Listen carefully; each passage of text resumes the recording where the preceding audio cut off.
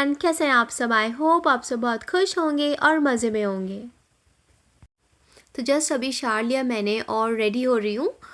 हल्का फुल्का सा मेकअप करती हूँ मैं, बस 5-6 मिनट में ही मेरा मेकअप हो जाता है। 3-4 प्रोडक्ट्स हैं जो यूज़ करती हूँ मैं।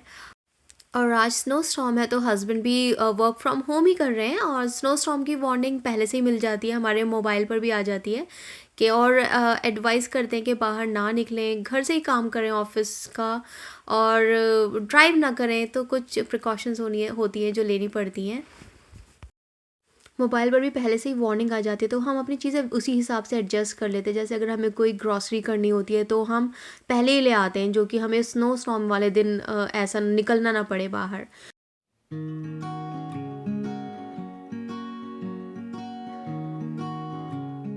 अभी बज रहे हैं सुबह के 8:30 और हस्बैंड आज घर पर ही हैं। बाहर स्नो स्टॉर्म आया हुआ है, इस वजह से वो ऑफिस नहीं गए हैं। तो फिर ब्रेकफास्ट का टाइम हो रहा है, फटाफट से ब्रेकफास्ट बनाते हैं। तो जिस दिन हस्बैंड घर पर होते हैं मैं सोचती हूँ कुछ स्पेशल चीज़ बना लूँ। मैं आज ब्रेड पकौड़े बना रही हूँ, तो उसके लिए मैंने आलू बॉईल और मैश कर लिया है यहाँ पर, और उसके अंदर ये हरा धनिया और हरी मिर्च भी मैंने काट कर डाल दी है। तो जब से मैं कनाडा आई हूँ मैंने ब्रेड पकोड़े नहीं खाए, यहाँ पे मिलते भी नहीं है शायद से बाहर।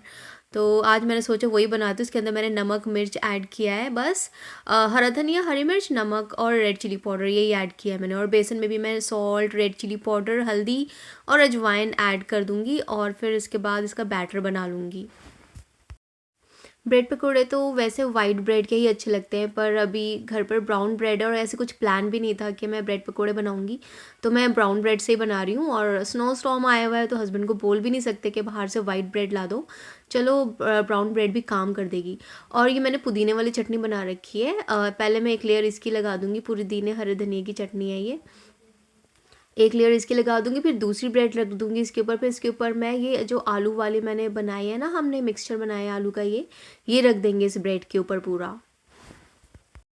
और बेसन वाले बैटर में मैंने सोडा भी ऐड किया था, उससे थोड़े फ्लफ़ी से बनते हैं ब्रेड पकोड़े। तो इस वाली ब्रेड के ऊपर आलू वाली कोटिंग ऐड कर देंगे हम। फिर आलू की कोटिंग रखने के बाद हम इसके ऊपर एक और ब्रेड रखेंगे, और उसके ऊपर जो रेड चटनी होती है इमली की चटनी ये लगा देंगे। ये इमली की चटनी और पुदीने की चटनी ना मैं मोस्टली घर पे बना कर ही रखती हूँ। उसके ऊपर एक और ब्रेड स्लाइस रख देंगे, मतलब 4 ब्रेड्स चाहिए कि उसमें। फिर जो बेसन है इसमें हम पहले तो ये साइड्स डिप कर लो तो ईजी रहता है ब्रेड पकौड़ा बनाना, वो भी इतना मतलब मोटे लेवल का ह्यूज लेवल का है ये ब्रेड पकौड़ा, तो आराम से कढ़ाई के अंदर डालना होता है बहुत। तो बस अब आगे पीछे से भी मैं इसको बेसन के अंदर डिप कर दूँगी। साइड्स तो हमने डिप कर ही दी हैं, और फिर इसको मैं सीधा कढ़ाई के अंदर डाल दूँगी। और जो कढ़ाई में जो ऑयल है ना वो बहुत ज़्यादा गर्म नहीं होना चाहिए आपका, एक नॉर्मल होना चाहिए। अगर बहुत ज़्यादा गर्म होगा तो फिर बेसन कच्चा रह जाता है, और ऊपर से भी ऐसे ऑयल डाल देंगे तो ऊपर से भी वो पकता रहेगा। फिर इसको बस टर्न कर देंगे और हो जाएगा रेडी आपका ब्रेड पकौड़ा। और मैंने मिराब के लिए भी एक यहाँ पर विदाउट आलू वाला ब्रेड पे बस बेसन लगा के फ्राई कर दी, उसको बहुत टेस्टी लगती है। आप टॉडलर्स को दे सकते हैं ऐसे ब्रेड फ्राई करके, उनको बहुत अच्छी लगती है।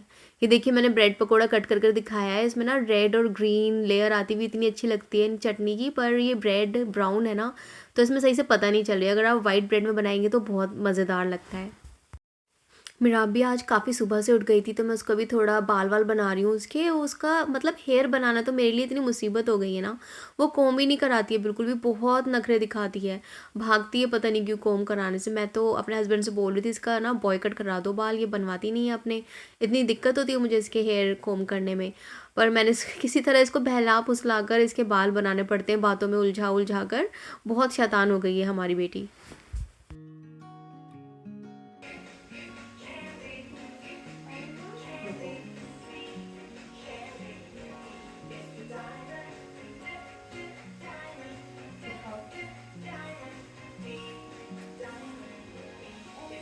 खुशी दो फिर।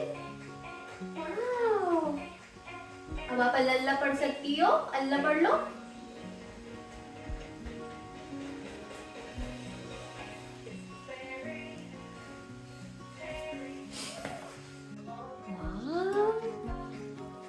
वाह छोटा मोटा। फिर खराब हो जाएगा, इसको ऐसे रखते हैं बेटा। ऐसे करते इसको। किसी दो मामा को। ये से hello. Say hello. Like and subscribe, like and subscribe.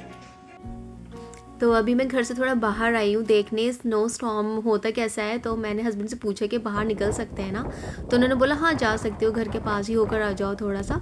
तो मैं अभी बाहर आई हूँ तो देखिए कैसा मंज़र हो रहा है, मतलब कितना वैसे तो इतना अच्छा लगता है, पर ये हवा चल रही है ना इतनी तेज़, उससे काफ़ी ज़्यादा ख़तरनाक सा लग रहा है माहौल। तो विंटर्स में ऐसा नहीं है कि लाइफ रुक गई है, सब कुछ हो रहा है, बाहर भी निकल रहे हैं, ग्रॉसरी भी आ रही है, घूमने भी जा रहे हैं, इंडोर एक्टिविटीज़ हैं बहुत सारी हैं, बच्चों के लिए तो बहुत हैं, और शॉपिंग भी हो रही है, खाना खाने भी जा रहे हैं, सारी चीज़ें हो रही हैं। बस ये है कि मुझे ऐसा लगता है कि विंटर्स में कनाडा में कार होनी बहुत ज़्यादा ज़रूरी है, क्योंकि जब मेरे हस्बैंड कनाडा आए थे नए नए, उन्होंने बहुत स्ट्रगल किया है, तब कार नहीं थी। सोचो विंटर में आप ग्रॉसरी करने जा रहे हैं और दोनों हाथों में थैले भरे पड़े हैं, बस का वेट कर रहे हैं वहाँ पर, और बहुत ठंड लगती है। कार में तो ये है कि कार में बैठो और उतर जाओ, तो हम ठंड से बच जाते हैं। तो भाई मैं तो घर के अंदर आ गई, मेरे बर्तन मुझे पुकार रहे थे। वैसे मुझे अभी बाहर जाके ठंड लगी नहीं थी, क्योंकि मैं बिल्कुल पैक होकर गई थी। अगर अच्छे से पैक होकर जाओ तो ठंड नहीं लगती, मेरे ना हैंड्स पे ठंड लगती है, तो मैं ग्लव्स पहन लेती हूँ तो सही हो जाता है। तो मैं आपको बता रही थी कि विंटर्स में कार होनी बहुत ज़्यादा ज़रूरी है कनाडा में, क्योंकि विदाउट कार लाइफ डिफ़िकल्ट तो है ही। और कार में विंटर्स में कार के टायर्स भी अलग होते हैं, यहाँ पे विंटर टायर्स जो स्नो में स्केट नहीं करते। तो जो कनाडा आने की सोच रहे हैं वो विंटर से घबराएं नहीं, ऐसा कुछ वो है नहीं, लोग यहाँ पर रह रहे हैं आराम से, सारे काम होते हैं, ईजिली हो जाता है सब कुछ, कुछ घबराने वाली बात नहीं है। तो आप आ सकते हैं, और अगर कार नहीं है तो जो बसेस हैं वो बिल्कुल एग्जैक्ट टाइम पर ही आएंगी, तो आप बसेस के टाइम के हिसाब से बाहर निकलें तो सही रहता है। तो बस अभी मैं ये ब्रेकफास्ट वाले ही बर्तन सारे वॉश कर रही हूँ। बर्तन तो ऐसे इकट्ठे रहते हैं ना, मुझे समझ नहीं आता बर्तन इतने सारे हो कहाँ से जाते हैं। मैं हैंड टू हैंड वॉश भी करती रहती हूँ जबकि, तब भी इतने हो जाते हैं बर्तन। बर्तन वॉश करने के बाद मैं लंच भी अभी बना लूँगी, जल्दी बना लो लंच तो सही रहता है। तो बर्तन वॉश हो गए और यहाँ पर मैंने सिंक भी क्लीन कर दिया है सारा। और अभी लंच मैं बना रही हूँ, खैर वो लंच नहीं वो डिनर हो जाएगा, क्योंकि हस्बैंड बोल रहे हैं वो लंच नहीं करेंगे, ब्रेड पकौड़े से काफ़ी हैवी थे। तो ये डिनर ही समझो, मैं डिनर प्रिपेयर कर रही हूँ अभी।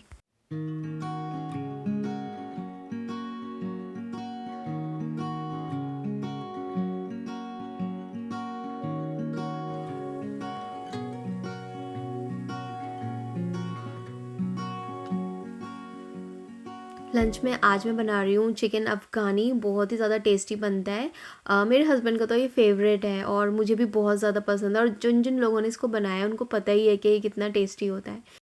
तो मैं ये अनियंस रफली स्लाइस कर रही हूँ, इनको रफली स्लाइस कर लीजिए मोटा मोटा, क्योंकि इनको हमें ग्राइंड ही करना है। चिकन अफ़गानी बनाने के लिए मैंने यहाँ पे हरा धनिया लिया है और डंडियों के साथ लिया, और बहुत सारा लिया है क्योंकि इसका फ्लेवर बहुत अच्छा आता है, और इसके साथ ही लिया डंडियों के साथ तो बहुत अच्छा लगेगा। और अनियंस लिए, मेरा चिकन थोड़ा सा है तो मैंने 2 बड़े साइज़ के अनियन लिए हैं। इसी से ग्रेवी बनेगी। तो आप अच्छी खासी ग्रेवी के हिसाब से ले अनियंस, क्योंकि फिर एंड में सब ग्रेवी ढूंढते रहते हो और ग्रेवी ख़त्म हो जाती है, तो ग्रेवी बहुत ज़रूरी है। और मैंने यहाँ पे ये ग्रीन चिलीज़ लिए हैं, ये हैं 12-13 ग्रीन चिलीज़। इसके अंदर रेड चिली पाउडर नहीं जाएगा, जो भी चिली होगी वो ग्रीन चिली से आएगी। तो ये ज़्यादा स्पाइसी भी नहीं है, इसलिए मैंने इतनी लिए। तो आप जितना स्पाइसी खाते हैं उस लेवल के हिसाब से इसमें ग्रीन चिलीज़ ऐड करें, और ये बहुत टेस्टी बनता है, तो इसको आपको ज़रूर ट्राई करना है। और ये कैश्यूज़ भी लेने हैं हमें, 10-12 कैश्यूज़ हैं। Cashews, green chilli, onion and coriander, इसका हमें एक स्मूथ पेस्ट बनाना है।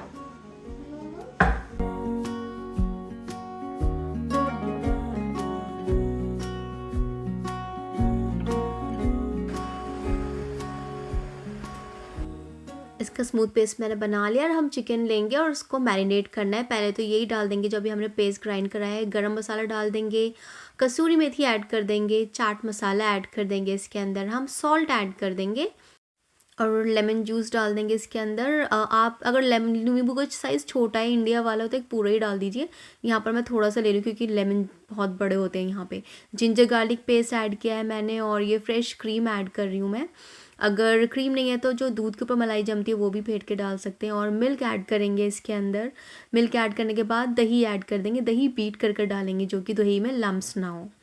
और ये सारी चीज़ें ऐड कर देंगे, और ब्लैक पेपर भी ऐड कर दीजिए। देखिए मेरी ब्लैक पेपर ख़त्म हो गई है, मैंने लिस्ट में लिखी थी पर हस्बैंड को मिली नहीं, सिर्फ लेके नहीं आए। तो हम ये सारी चीज़ें मिक्स कर देंगे और इसको रख देंगे हाफ़ एन आवर के लिए। तो मैंने सोचा जब तक वो मैरिनेट हो रहा है फॉर हाफ़ एन आवर, मैं थोड़ी सी डस्टिंग कर लेती हूँ, क्योंकि सुबह मैंने क्लीनिंग नहीं की है अभी। मैंने सोचा पहले ये बनने रख दी थी, फिर इसको जब मैरिनेशन टाइम होगा उतने में मैं अपने बाकी घर के काम ख़त्म कर लूँगी। तो ये सीनरी वगैरह, पेंटिंग वगैरह में इन पे से थोड़ी बहुत डस्ट आती नहीं है वैसे घर के अंदर, पर क्लीन कर ही देना चाहिए, सही रहता है। तो मैं ये सब चीज़ें क्लीन कर रही हूँ अभी। वैसे भी मेरे सामने इतनी ज़्यादा स्नो हुई नहीं है, यहाँ पर थोड़ी ही हुई है और मोस्टली वेदर सही रहता है, तो पॉजिटिव में ही होता है वेदर, तो हम चले जाते हैं बाहर। इतना डिफ़िकल्ट नहीं है बच्चे के साथ भी बाहर जाना। उसको हम स्नो सूट पहना देते हैं, मेरा आपको स्नो सूट, और बस उसको पैक करके ले जाते हैं। वो तो इधर से उधर खेलती रहती है, इवन वो स्नो में भी बहुत ज़्यादा एंजॉय करती है। मैंने कुछ वीडियोस डाली हैं पहले, आप उसमें देख सकते हैं उसको स्नो में कितना मज़ा आता है। वो फुल एंजॉय करती है, वहाँ से वापस ही नहीं आना चाहती। इवन वो स्विंग स्लाइड भी करती है स्नो में, और मुझे भी बहुत मज़ा आता है स्नो में। हाँ, पर घर के अंदर काफ़ी ज़्यादा वार्म रहता है। मुझे देखिए, मैंने स्वेटर भी नहीं पहन रखा है घर के अंदर, तो घर के अंदर तो पता ही नहीं चलता कि बाहर ठंड कितनी है, क्या है। घर के अंदर तो बड़ा अच्छा सा माहौल होता है। और आज मैंने झाड़ू भी नहीं लगाई है, ब्रूमिंग नहीं की है, मैं पूरा घर वैक्यूम से ही क्लीन कर रही हूँ। कभी-कभी मैं ऐसे ही कर देती हूँ, जब मेरा मन नहीं होता तो मैं पूरा घर वैक्यूम से ही क्लीन कर देती हूँ। ईज़ी रहता है और जल्दी से हो जाता है, और इतना मतलब मेरे को ये वैक्यूम क्लीनर इतना पसंद है। बड़ा-सा हेवी से जो वैक्यूम होते हैं उनको तो निकालने का मन ही नहीं करता। उनको ना निकालने में एक आलस आता है कि इतने बड़े वैक्यूम को निकालो और वो करो। इतना ईज़ी है ना इसको करना, इतना हल्का-फुल्का सा है। और मेरा मुझे अपने टॉयज़ यहाँ से उठाने नहीं दे रही, और पता नहीं अपने पापा के शूज़ पहन के वो क्या कर रही थी। बिल्कुल भी टॉयज़ मुझे समेटने नहीं दे रही, और मुझे इतनी प्रॉब्लम हो रही है ना उसको वैक्यूम करने में। मैंने एक गलती की, मैं वैसे मेरा ना सुबह ही कर लेती हूँ ये सारी चीज़ें मिराब के उठने से पहले, पर आज मैंने की नहीं, और मिराब उठ जाती है एक बार तो बस कुछ समेट नहीं सकते, उसको एक भी टॉय नहीं समेट सकते। तो देखिए, हाफ़ एन आवर में घर के सारे काम फिनिश हो गए और चिकन भी मैरिनेट हो गया। हाफ़ एन आवर से थोड़ा सा ज़्यादा ही हो गया है। तो बस अब अपना खाना बनाते हैं जल्दी से। तो एक कढ़ाई ली है मैंने, उसमें डालूँगी ऑयल और थोड़ा सा बटर ऐड करूँगी, और फिर इसके अंदर हमें अपना चिकन फ्राई करना है। ऑयल ज़्यादा ऐड नहीं करना, क्योंकि हमारे चिकन में ऑलरेडी क्रीम है, दूध है, ये सारी चीज़ें डली हुई हैं उसके अंदर, दही भी है, तो हमें ऑयल कम ही लेना है क्योंकि ऑलरेडी क्रीम व्रीम है।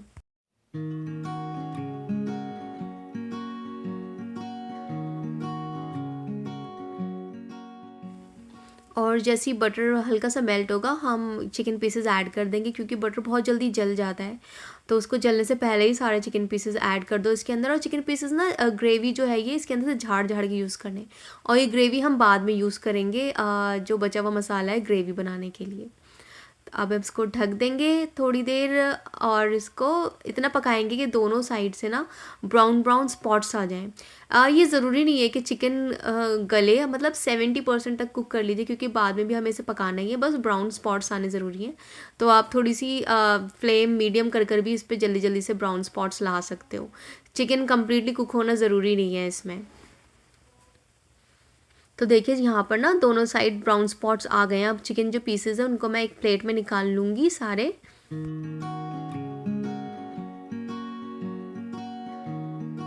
और ये जो कढ़ाई में बचा वो ऑयल है, उसी में मैं ये वाली डाल दूँगी मसाला सारा, जो हमने मैरिनेट रेडी करा था ना, जिसमें चिकन मैरिनेट हुआ था, वो डाल दूँगी। और इसको हमें भूनना है अच्छे से। इसको हमें इतना भूनना है कि इसमें से ऑयल लूज़ आउट हो जाए। और मुझे ना थोड़ा सा स्पाइसी कम लग रहा है, तो मैंने थोड़ी सी साबुत ग्रीन चिलीज़ ऐड कर दी है इसके अंदर, जो कि स्पाइस लेवल ना वो हो जाएगा, एडजस्ट हो जाएगा पूरा। तो देखिए, यहाँ पर ये जो मसाला है ये भी भुनने ही वाला है, और भुन चुका है, ऑयल लूज़ आउट हो चुका है इसमें से पूरा। तो अब इसमें हम जो हमने चिकन पीसेस बाहर निकाले थे ना, अब वो ऐड कर देंगे सारे। और चिकन पीसेस ऐड करने के बाद इसमें पानी ऐड कर देंगे। पानी आप उतना डाल दीजिए जितनी आपको ग्रेवी रखनी है। तो मैं थोड़ी सी ज़्यादा ही ग्रेवी रखूँगी, तो मैंने थोड़ा सा ज़्यादा ही पानी ऐड करा है। 1 कप जितना मैंने पानी ऐड कर दिया, क्योंकि फिर ना ग्रेवी ख़त्म हो जाती है, और जो हमारे हस्बैंड उनको बहुत सारी ग्रेवी चाहिए होती है। तो देखिए कितना टेस्टी है, बहुत ही ज़्यादा टेस्टी बनता है ये, तो इसे आप ट्राई करना ज़रूर। और ये रेडी हो चुका है हमारा थोड़ी देर पकाने के बाद। और अभी इसके अंदर स्मोकी फ्लेवर देंगे, तो कोयला रख दिया है मैंने। अब इसको ढक देंगे फॉर 5-10 मिनट्स, और फिर 5-10 मिनट्स बाद इसको, मतलब बहुत ही ज़्यादा यमी बनता है, आप इसको ज़रूर ट्राई करना एक बार। अफ़गानी चिकन एकदम रेडी है खाने के लिए। और ना जो कुक टॉप है उसकी हालत ऐसी हो जाती है, तो इसको ढककर पकाएं। मैंने ढककर पकाया तब ऐसी हालत हुई है। Hey everyone, welcome back. और हमने अपना डिनर कर लिया था। ब्रेड पकोड़े खाने के बाद लंच की हिम्मत तो थी नहीं हमारी, वो काफ़ी ज़्यादा हैवी होते हैं और मैंने बनाए भी वैसे लेयरिंग के साथ थे तो काफ़ी ज़्यादा हैवी थे। तो ब्रेड पकोड़े हमने खाए थे और चिकन अफ़गानी तो आप सबको पता है कितना ज़्यादा टेस्टी बनता है। तो डिनर हमने कर लिया है और जैसे कि मैंने आपको बताया आज स्नो स्टॉर्म था तो इतनी वैसे तो विंटर्स सही हैं, आप बाहर पैक होकर जाइए, लेयर करके जाइए तो कोई ठंड नहीं लगेगी आपको। मैं भी गई थी बाहर देखने, पूरी पैक होके गई थी, मुझे ठंड नहीं लग रही थी। स्पेशली हाथों पे ठंड लगती है तो ग्लव्स, मेरे तो हाथों पे ठंड लगती है तो मैं ग्लव्स ज़रूर पहन के जाती हूँ और कोई दिक्कत नहीं है। लाइफ नहीं रुकती कनाडा में ठंड में। ये यहाँ पर स्टार्टिंग से यही वेदर है तो इन सबको आदत है यहाँ की। और लेयरिंग करके जाओ, पहन के जाओ कपड़े बहुत सारे। और फिर आप यहाँ पे शॉपिंग करते हैं लोग इतनी विंटर्स में। हम भी जाते हैं बाहर, मेरा आपको भी घुमाते हैं और बहुत सारी इंडोर एक्टिविटीज़ भी हैं बाहर जाकर। उसके साथ साथ हम बाहर रेस्टोरेंट जाते हैं, डिनर करते हैं, लंच करते हैं। तो वही है, नॉर्मल लाइफ है। बस आप अच्छे से ज़्यादा इंजॉय नहीं कर पाते जिस तरह से समर्स में करते हैं, वो तो है। और स्पेशली हमारा तो छोटा सा बच्चा है तो थोड़ा सा और वो हो जाता है। तो आई होप आपको आज का ब्लॉग अच्छा लगा होगा। ब्लॉग अच्छा लगा हो तो प्लीज़ वीडियो को लाइक कीजिए और चैनल को सब्सक्राइब कीजिए। मैं मिलती हूँ आपसे नेक्स्ट टाइम, तब तक के लिए आप सब अपना बहुत बहुत ख्याल रखिए। बाय।